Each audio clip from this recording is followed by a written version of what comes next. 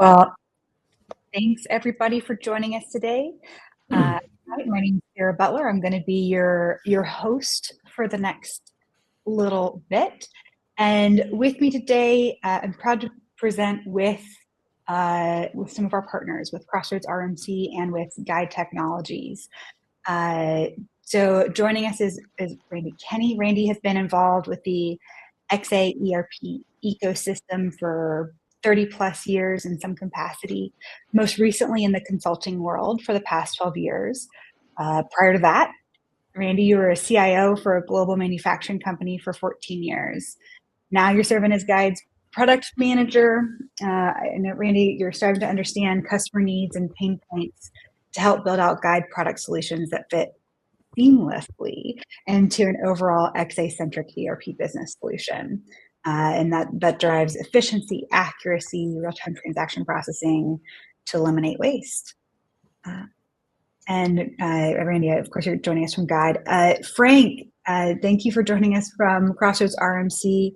You're the director of IBMI Group at Crossroads, and you've been in the IBM world since 1987.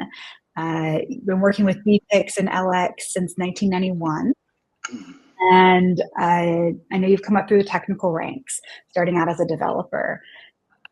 And you've worked with hundreds of clients with BPIX and LX, along with several EDI employments. So delighted you are joining us from Crossroads.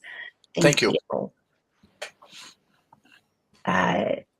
Now let's meet the UniLink team. As I said, hi, my name's Sarah Butler. I am the Director of Professional Services at UniLink. And joining me is Mitch Kopman. Mitch is the Director of Sales and Marketing, and also Phil Harley. Phil Harley is our CTO. And Phil, you've been in the EDI industry for 30 years? More? we'll just say 30-something years. Let's talk a little bit about UniLink, just briefly. I think we're at 28 or 29 years at this point of e-commerce experience. Have been an Infor delivery partner for the last 17 plus years, and we are a EDI provider. That is our core focus. We do EDI and do EDI well. Today, we want a chance to bring together this excellent panel to talk to you about EDI. We'll briefly cover what it is, if you don't know already, and how to use it and when to use it. And we'll be bringing in our panel experts to ask some of those questions. If you have questions that come up during the conversation, please put them into chat, and we will bring those in. So let's start with a baseline of what is EDI. How does it work? So EDI stands for Electronic Data Interchange. That's what those initials stand for. And Phil, I'd like you to briefly talk about what we call the core four, what it is, and then how does the flow work of exchanging those documents? Can you talk about that just at a high level? Sure. Yeah, these are the kind of basic business documents that are going to happen in any accounts payable or any accounts receivable operation. And primarily EDI is automating those two divisions within a company. And the whole idea is that one party, if it's your customer, they're going to be sending you a purchase order and you'll be sending them back an acknowledgement. And maybe when you're actually shipping the product, and then finally an invoice asking them to pay for it. And if it's on the AP side here, then this is your vendor. And the roles are reversed, but it's the same kind of relationship here. Starts with the purchase order, and then the reply documents make up the big four documents. Great. Thank you. Like I said, we just wanted to create that baseline for folks who may not know how does it work, what it is. Now let's talk a little bit about the benefits of EDI and why you would want to consider doing it. Randy, let's start with you. What do you see for your customers, some benefits when they adopt EDI? Yeah, I'd say, what we see is the obvious things, the automation, the efficiencies gained using the latest technologies. That's going to result in reduced costs, things such as time, people, errors, and therefore create a greater ROI for the business. Just having the visibility to do error checking effectively, with the UniLink and guide solutions, kind of an end-to-end solution. You've got complete visibility to any errors that occur both on the inbound and outbound side of the transactions. In a perfect world, everything works 100%, right? But in the real world, where we all live, there's going to be errors that need to be dealt with, and the ability to be able to see where they are and correct them quickly is key to efficiency. And that's where we've seen customers that have implemented these solutions really can handle large volumes of data that otherwise they just couldn't handle with other manual type solutions. Yeah, absolutely. And Frank, what would you add? I would echo Randy's comments exactly. It's just the velocity, the speed, the visibility into all those errors and transmissions that are putting through. Your business speeds up as well. The question is, will you be able to keep up with it? Are you as an organization, are you positioned to take that and monitor it, maintain it, and move it forward and keep at that pace? EDI does not stop. 24/7. Yeah, I couldn't agree more. I'm going to add some of those things you have mentioned are certainly here. Phil or Mitch, are there any other ones you would like to add to what Randy and Frank have said? The strong relationships, really, this works on both sides, right? By automating the process here, it allows the people to actually work at making better relationships with their customers and with their vendors, because now they got more time. Instead of actually spending time doing this, they're actually able to have value time, right? Where they can actually increase the value of their relationships. Yeah, absolutely. In our experience, we've seen some customers decide that it's a defensive project for them. Someone somewhere says, "Hey, we want to communicate with you via EDI," whether that's their customer or one of their suppliers saying, "Hey, we want to talk to you. We're going to just communicate with you by EDI. And if you want to keep our business, you're going to have to do that."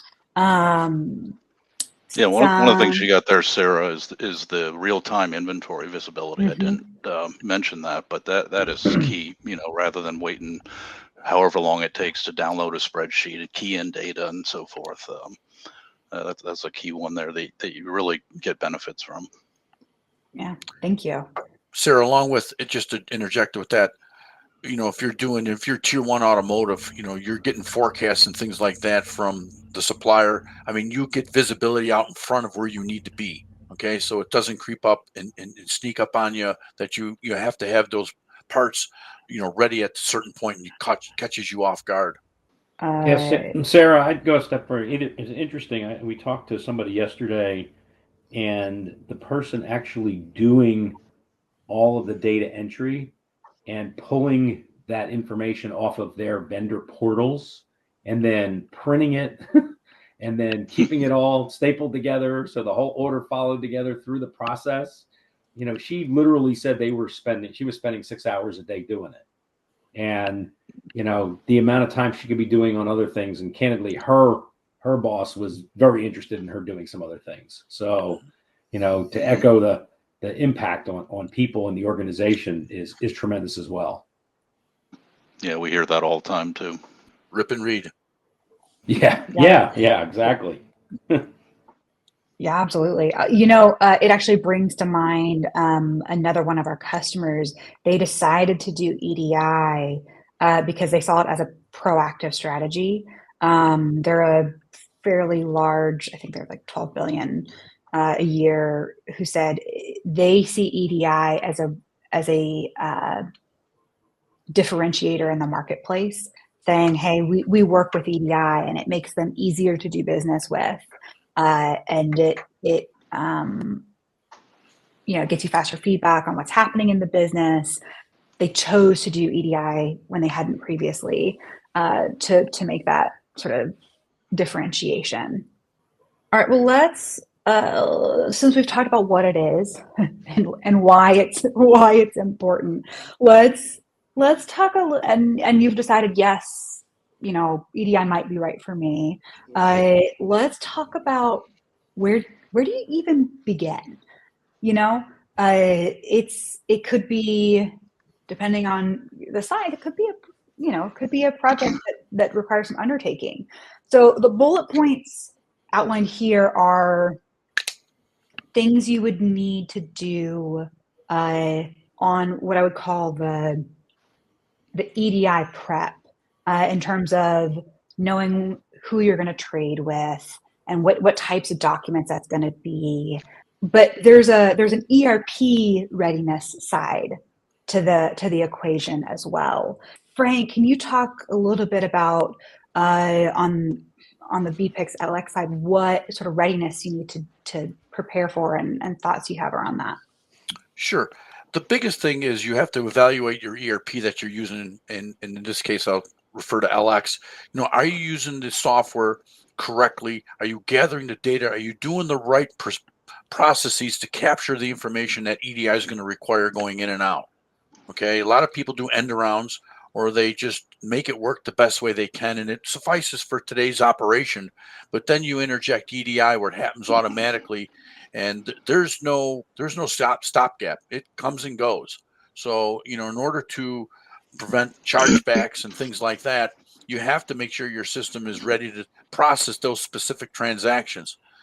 On top of that, you have to evaluate the transactions you're going to do and who's actually you're going to do EDI with. Is this just a trading partner that's pressuring you because it's better for them, or is this going to really help your business, catapult to the next level? So you have to evaluate those types of things, and it's a partnership, and you have to look at it that way, from the trading partner, from yourself, and from the EDI translation package or whatever software you're going to use to discuss that's going to be utilized to pass back and forth. You're all in it together. Yeah, absolutely. Randy, what about you from the XA side? Yeah, absolutely. Echo what Frank said. And I always suggest starting with a small group of transactions, and your vendors and customers, who's going to be more adaptable. Phil mentioned the core four, that's a good place to start. You can always expand. I mean, there's lots you can do, obviously, in the EDI world. But also there needs to be an assessment of the data elements. Ultimately, you're going to have to get into the details of, however many vendors and customers and formats you decide to start with. Mm-hmm. You got to look at the data elements, because there's between the EDI format and the trading partner combinations, you got to look at, are there going to be any gaps that are not covered with the standard EDI formats? And so that's typically where we start with customers, and again, start small, then look to expand after you've had some successes. Frank or Mitch, anything else you would want to add? Yes, I'd like to. What Randy said, just to add to that. With those data elements, you really have to make sure that's what I was referring to your ERP. You have to make sure that you're utilizing that system. Those processes are documented and defined. And then going through that exercise with that trading partner to ensure that you have everything, and if you don't, you want to know that way up front. You don't want to be down in the testing time frames and doing those types of things and catching those at that point. That's not fun for anybody. Okay. So, and the other thing too is when you're, the core four that you mentioned, and I totally agree with that, starting out small, you definitely want to get a trading partner that's truly going to be a partner to start small. Let's get a win under our belt and spread the wealth. And as you spread that wealth and as you grow in the world of EDI, you want to stay as, and again, Randy mentioned it earlier. One thing I can say about the standards with EDI is there really isn't any. So That's right. That's the real standard. That's the real standard. The standard is there isn't one. So what you really want to do is you want to try to stay as vanilla and as core to it as you can, because when you start adding trading partners on, you don't want to create, and this is a question further down the road to be discussed, is you don't want to start snowballing, if you will, and then before you know it, you have 15 different maps for an 850, and you've got 10 different interface programs inbound for the 8. You just don't want that. You want to, because then it becomes now an individual. Your ERP coordinator can't take a day off without taking her laptop with him or her because EDI doesn't stop. Very, very true. The other thing that's interesting, Sarah, is when Randy was talking about starting small, it's interesting in that we find that the success is important, but you got to pick, we're talking about the right partner, but somebody who's doing a substantial amount of volume, as self-serving as that sounds, is somebody who's going to be also more experienced with EDI. And you're going to see an immediate, ROI response, and your people are also going to see the success that are going to make them want to camp on and do more.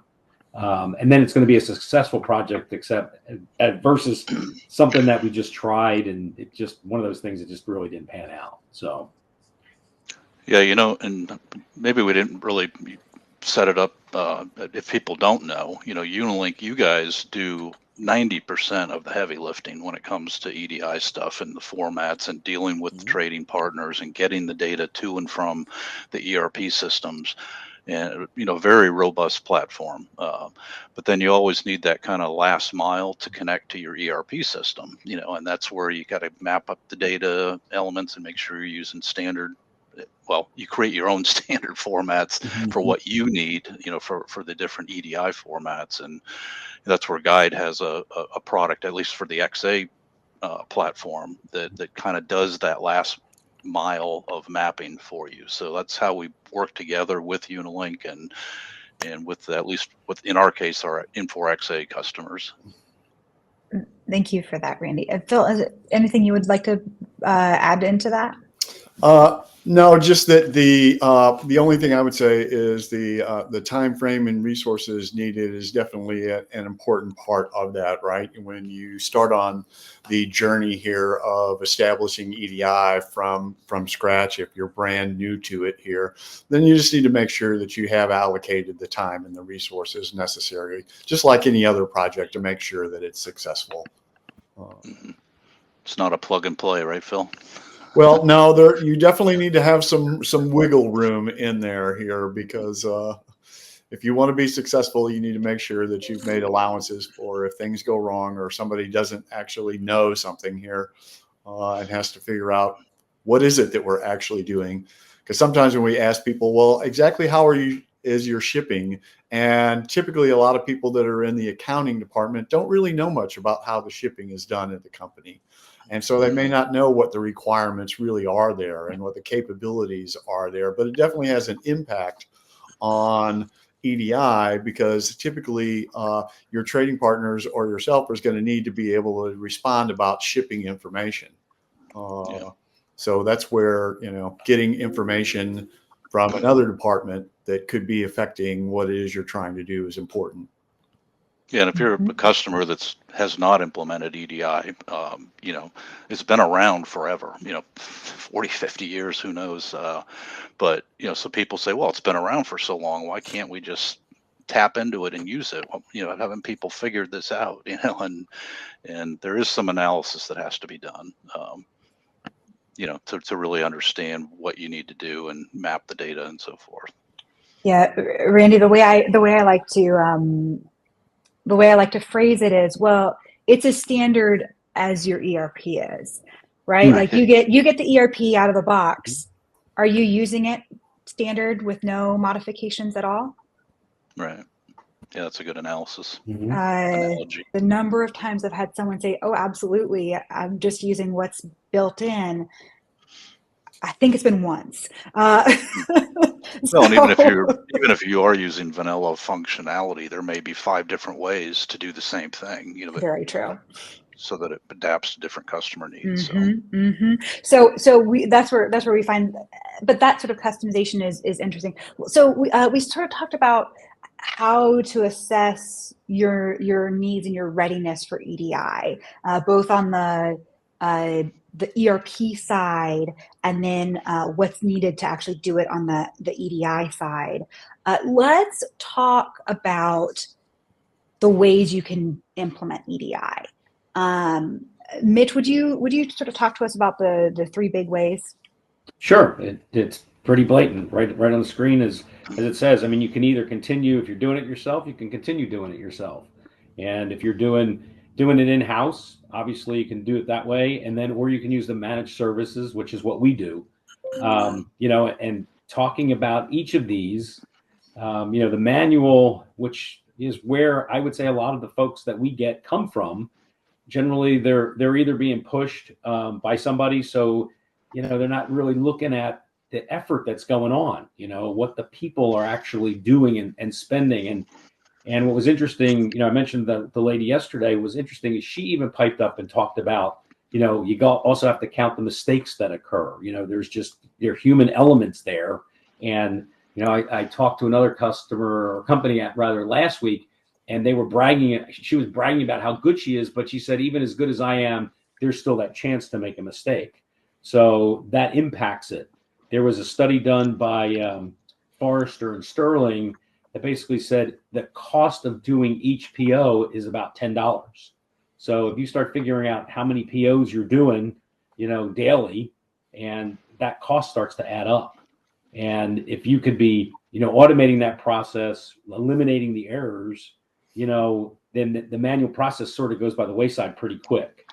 The in-house method is interesting, especially for folks in this world. A lot of people are doing EDI themselves, but what they're running into there is their talent factor to keep up, or if somebody retires or just goes another direction, the cost of having somebody on staff that's an EDI knowledgeable person, can be $80,000, $100,000 a year.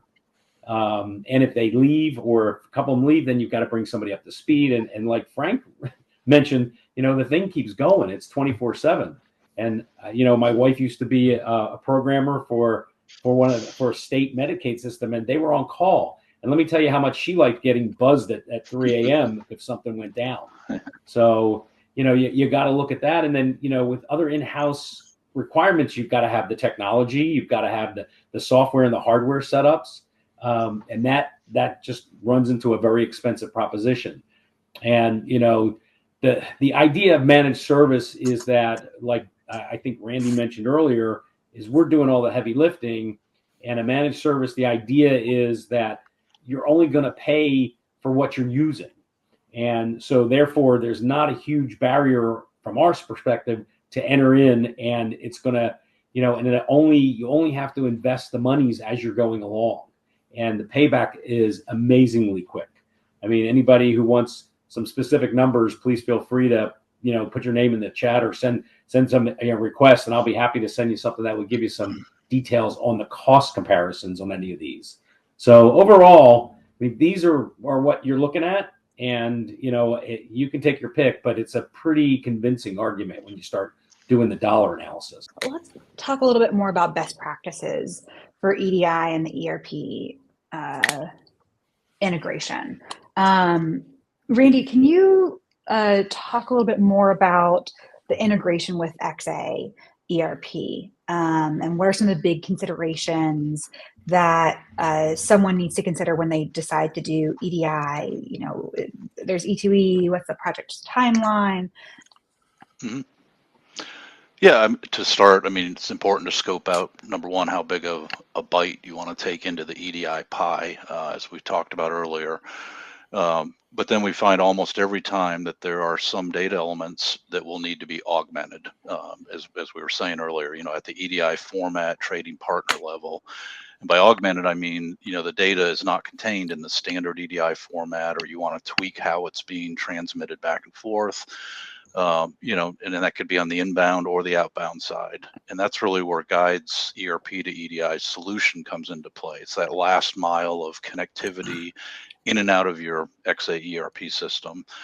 And if anyone's on here that has heard about or even uses or owns our SystemLink Toolkit product, this is really our E2E, we call it, is for the acronym, is almost an add-on to your SystemLink Toolkit. It really allows you to add attributes or augment those formats, both inbound and outbound, from an EDI standpoint. It's specific to EDI transactions. From a timeline, usually a 2 to 3 month window can be expected. Really, again, depends on how much we want to bite off to begin with. But yeah, we've it really works well when you've got the power of the UniLink managed services, and then basically the connector pieces into your Infor XA. It becomes much more automated, and like I said before, you can see the errors when they're happening. It may not be something that needs to be dealt with that particular minute, but the next day you can come in and you can see, well, okay, these 5 orders didn't process. Here's why they didn't process. Here's what we need to go do to fix them, and then just rerun them, and just those 5 will reprocess then, not everything. So a lot of capabilities there we can get into in more detailed discussions. Yeah, thank you. Frank, what about the BPIX Alex side? On the Alex side, just to spin what Randy said here just now, we have in the Alex world, there's a product called ECM, which is Electronic Commerce Manager. That's the gateway for EDI transactions in and out. A lot of people don't know how to utilize that. It has to be configured out the box. You got to set up all your trading partners, cross references, things like that within there. And that's the vehicle that brings in and out of LX. The decision, a lot of people, because they don't understand that module and the purpose of it and how to utilize it, they write directly from their EDI files and they map them straight into LX. And there's pros and cons to anything, of course, but the ECM module will catch those errors, like Randy said, and that's the gateway for them. If any errors in there, you can go in and reprocess from within there, and you're only reprocessing the errors. You're not, doing the whole batch all over again. Right. And as far as the is one of the other considerations, just backing up before then, is depending on the trading partner that you're going to go, in business with or partner up with, is what are the requirements for testing? Some trading partners have specific requirements. They only do it a couple times a year. So you have to know that going in, so that you don't set up a 2 or 3 month, like Randy said, and I agree with that time frame for at least a core for 2 or 3 months. But if their testing time frames aren't within the element of your window, then you missed it right from the get-go. So you need to make sure you understand if there's any restrictions from the trading partner on testing. Some are more cooperative than others. We all know that, but that's something you need to be aware of. Some will just say, we don't test till the fall. Well, then you're going to sit there. Phil, can you talk a little bit more about the project timeline pieces and what details UniLink really needs to get started? Right, sure. Yeah, I agree with their timeline estimates here. And primarily what we're looking for, and we provide a template spreadsheet for this for people to make it easy, where they can easily be able to rank who they want to do first, second, third, that kind of thing here. But it's really relatively basic information about who is the trading partner that they want to trade with, and what kind of information do they want to exchange. And again, we talked about the core 4, but there are other things that may be more important, and sometimes that's kind of the core of what they want to do. Like a lot of times on the manufacturing side, depending on who they're dealing with, very prevalent in automotive, is they just want to start with the forecast documents, which basically come in 2 varieties, a short term and a long term. And the long term can be out as much as 2 years, right? To say, this is what we think we're going to need from you in 2 years. And then the short term is typically more along the 4 to 8 week time period. That's basically a confirmation or firmness that says, yes, this is really for real. We really do want these within this kind of time frame. So it needs to match what the business requirements are.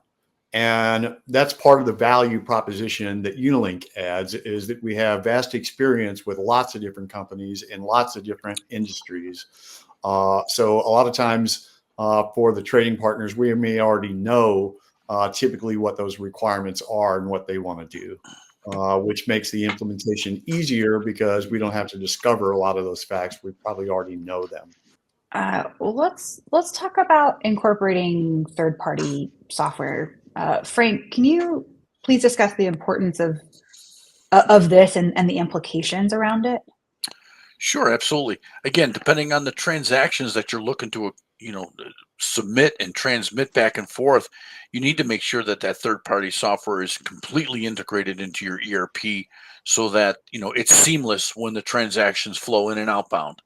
So again, and going back to the conversations we said all along today, is the data elements is everything needs to be. So when the transaction needs to go, it's complete.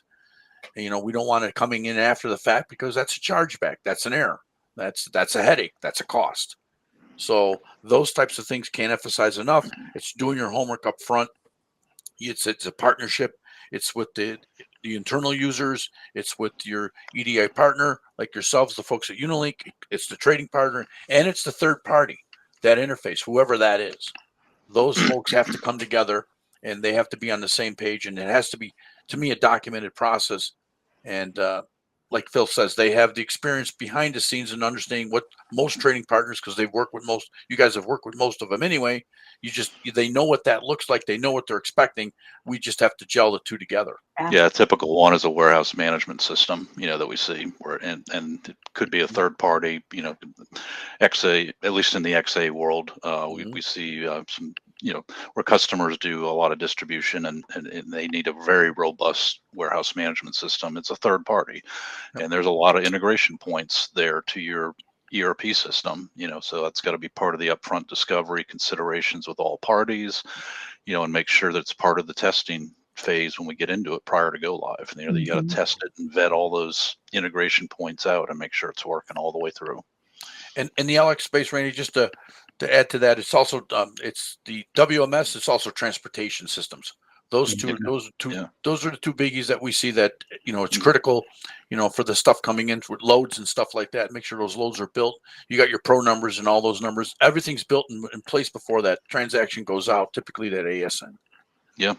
Good point. We see that in the XA side too, on the transportation side. 10-4. Oh, that's great. Well, let's open it up for questions. As a reminder, you can submit those in the venue chat, and I already see one in here. So, what are some of the biggest challenges? Let's start there around some of the challenges that you might face when implementing EDI for the first time. Phil, do you want to start us off? Sure. Yeah. Actually, just figuring out the requirements can sometimes be a challenge there. And like I said earlier, you can't really do a shipping document, an advanced shipping notice, or even receive one if it's coming into your organization without really understanding something about how you're doing shipments and how you're doing receiving in your company. The shipping can be complex already, right? When you add the whole traffic management system to it to be able to say, hey, we're trying to optimize this so that we are able to save as much money as possible on our shipping, it gets even more complicated. But it's important to be able to get the requirements and make sure that you've got them. We've seen complications arise from things like taxing and what the requirements are there. There's third-party integrators like Evalera is a very popular one here that we use and a lot of other companies use. There's several others in that space here that does address validation. And that can definitely have an impact on your EDI, because if you get in a new document here and the address doesn't validate, typically that purchase order may not want to load either because the address is invalid. So again, this is one of those situations where you can have an impact on your EDI based on third-party integrations, just like you can on the shipping side, right?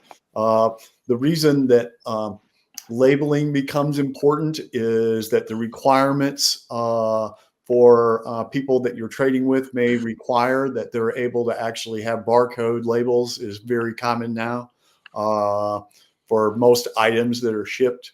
So that means somebody's got to be able to create the right labels and put it on the right product.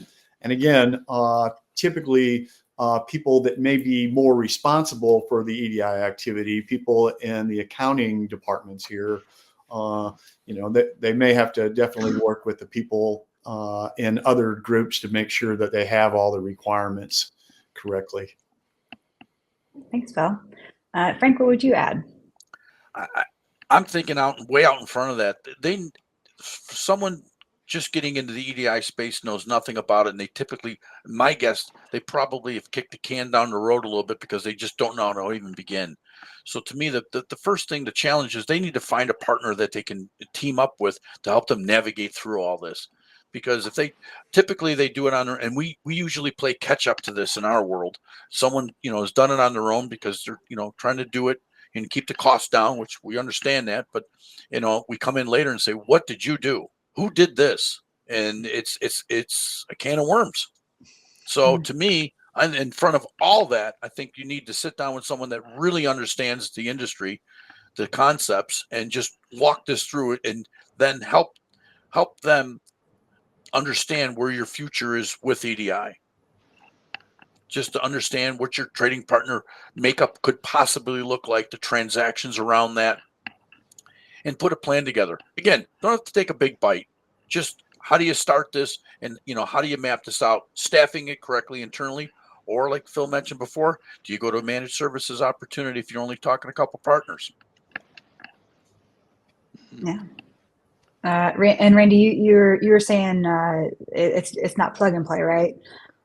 Yeah, like everyone's saying here, getting your head around all the different pieces.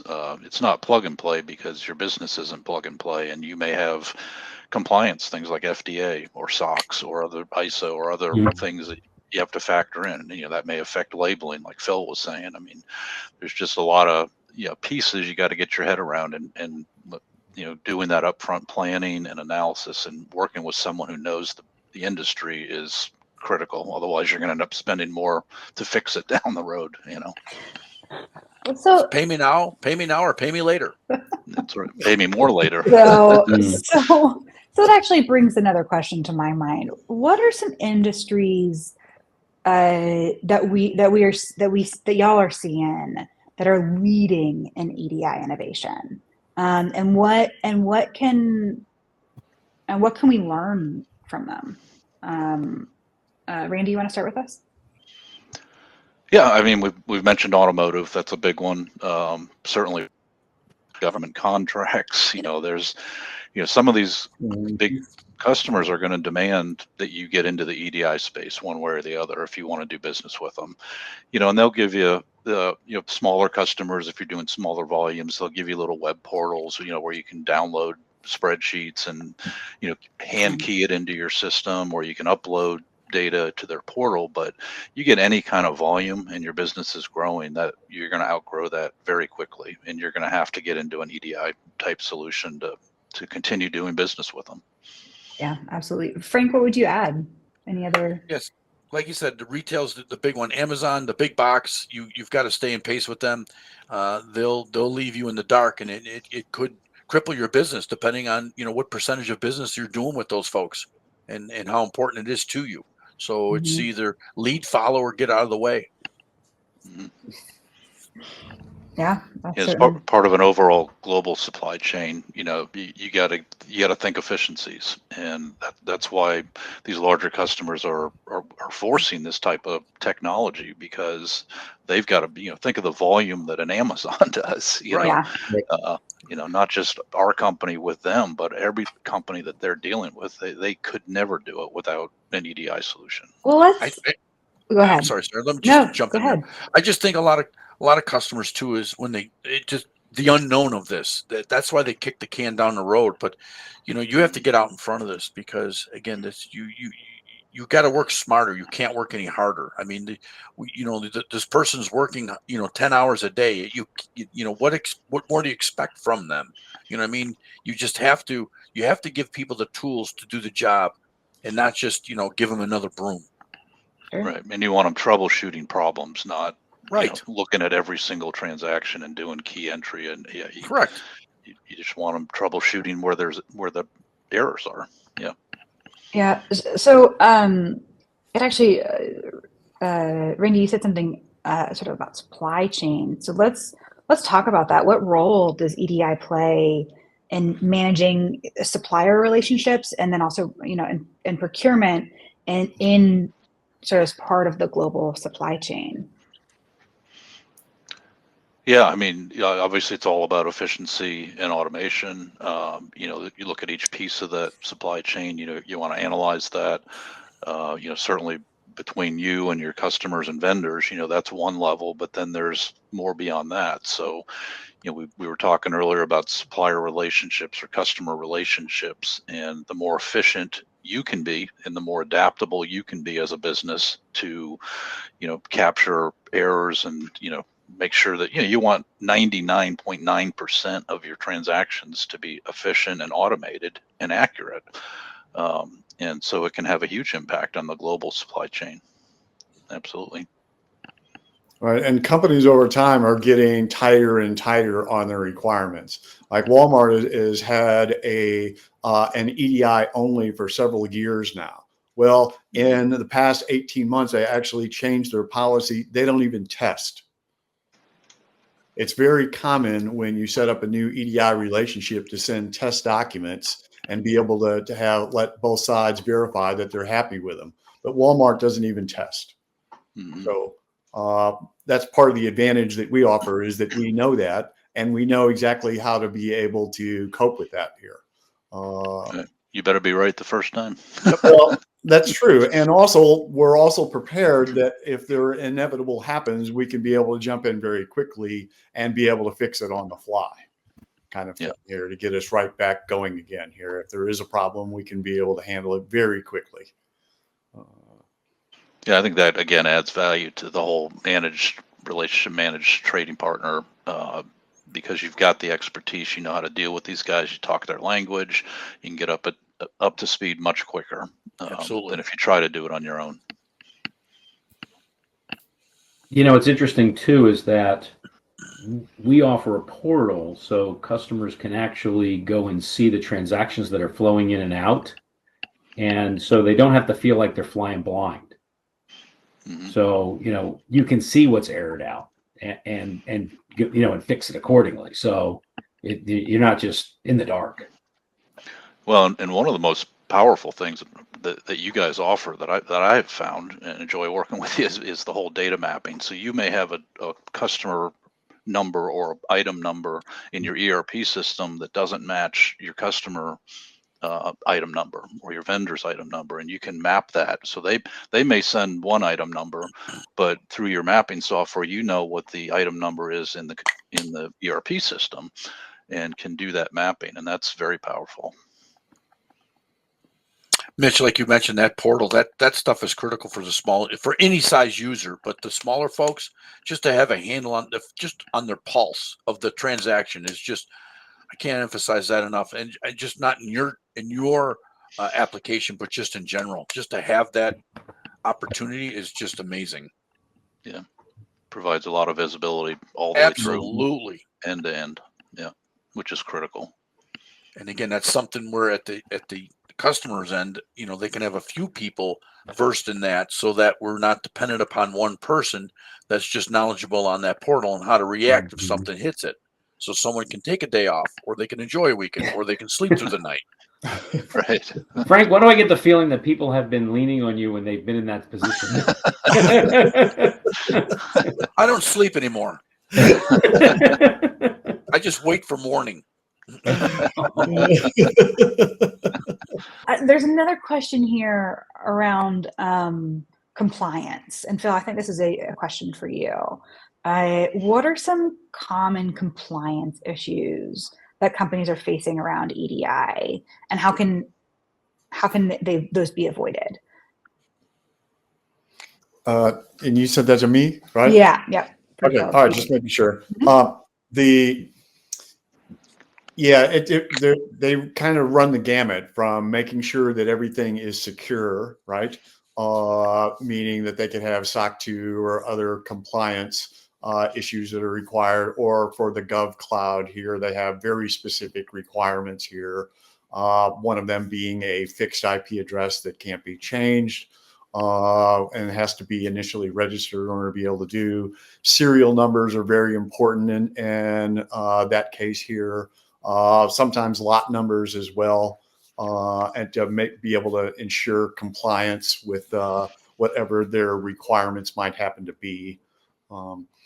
So it's important to be able to gather the correct information and also to keep that secure. A lot of the ERPs that are in the cloud today are running under AWS. All of our stuff runs in AWS. So a lot of times the information never actually leaves the AWS cloud, as it were. And everything stays within their security model, which helps to keep compliance up by default for most people. So that's kind of the quick thing about compliance here. Yeah, I'm not a compliance guru by any means, but I would imagine if we keep them happy, you keep everybody happy. True. Very, very true. Well, let's work towards sort of recapping and putting a little bow around the conversations we've been having. Let's say that this great panel is convince the folks listening that they know what EDI is now. They know why it's beneficial. Are there any and we've talked about how, considering a small looking at a small group of trading partners would probably be the best place to start. We've talked a little bit about some of that ERP integration considerations and the resources required. Are there any other big tips that y'all would recommend for folks who are going to do an EDI integration with the ERP systems? Any other best practices that you would recommend? And Frank, let's start with you. Thanks, Sarah. I would recommend just, evaluating the space that you're in, LX, XA, System 21, whatever the case may be, and just understand who those players are in that market and utilize them to understand, what other people are doing. So you don't have to reinvent the wheel. It's going to be invented for yourself, but you can learn from others what they've done, good, bad, and indifferent. That would be my 2 cents on that. All right, thanks. Agree. Randy, anything else you want to add, or that's? Yeah, I mean, obviously at the end of the day, you've got executives that you have to generate an ROI case to. Why are we what's it costing us today? What's it gonna save us if we go down these roads? What are the costs to go down this road? And getting your hands around that. And I think, Mitch, you mentioned earlier, you've got kind of a way to show some of that ROI and kind of a calculator where you can see this is what it typically costs to do a PO. Well, in the future world, it could cost this, and see where that break-even point is, because at the end of the day, you're not going to convince your CFO to invest the money unless you can show them where the savings come from, and there are definitely savings to be had. And Sarah, that initial trading partner, just to echo that comment there, that initial trading partner, when you're going out and buying your EDI application and the van fees and transaction fees, if they're only cutting 10 POs a week, and that's the volume you're doing, there is no ROI on that. So that's why you have to start small, and you have to evaluate upfront initially bigger than that, so you can see, how am I going to build upon this so I eventually get my ROI. And I know Mitch mentioned that earlier. You guys only pay for what they use coming out the gate, so you can snowball it, and that's how your ROI is going to come back to you. Something else I'll add that makes, and there's a little self promotion here, but we don't lock people into long-term contracts. So if they do decide to go with a managed service solution, they should really kind of compare to see what's out there, because like I said, our model, and like you just said, Frank, is a success-based model, and we want them to be successful. And if we're not providing the service, we don't want them to be forced to stay with us. So. And we basically proved the success of the product, meaning that on the critical piece of getting maps and making sure that they're doing the job here, nobody pays for them until they're proven successful and they have decided as our customer that, yes, we're ready to put this in production. So definitely proven success at that point. Mitch or Phil, any other last words about that you'd like to offer? Final thoughts? I was going to say, Well, I kind of just threw mine in there, so I'll throw it over to Phil. Okay. Go ahead, Phil. Well, yeah, I just want to echo, I believe what Frank and Randy both said is that choosing good partners to help you be successful is a wise strategy for any company trying to do any operation that they haven't done before here. So. Very true. Frank or Randy, any other last ideas or thoughts you want to share before we? I'm sorry, I just spun here. My VPN broke down for a second, so I apologize for that. But no, I'm any questions anybody has, you can reach out to me. There's my contact information. Sarah and the team here at UniLink, thank you for having me, and I'm happy to be a part of this, and I'm looking forward to any future questions or any helping anybody in any way we can. Thank you, Frank. Thank you, Randy. Thank you, Phil and Mitch, for joining me today. As Frank mentioned, the contact information is here on the screen. Please reach out to any of us. We'd be certainly happy to continue the conversation, and we hope you found this time valuable. Wishing you a great rest of your day. Take care, everybody. Have a great day. Thanks, everyone. Thank you. Bye.